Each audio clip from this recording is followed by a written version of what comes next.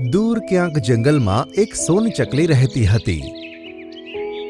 તેનું આ નામ એટલા માટે પડ્યું કારણ કે તેની પાંખો સોનેરી હતી અને આ જંગલમાં તે સૌથી સુંદર ચકલી મનાતી હતી. એક દિવસ સોનચકલી તેના મિત્રો નીલુ ચકલી અને ટીનુ ચકલી સાથે સાંજે ફરવા માટે નીકળી.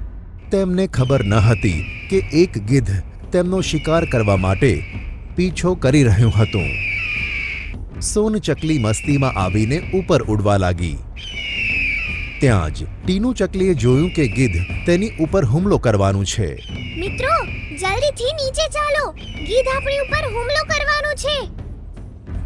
તેની વાત સાંભળીને સોનચકલી અને નીલુ ચકલી નીચે આવી ગયા.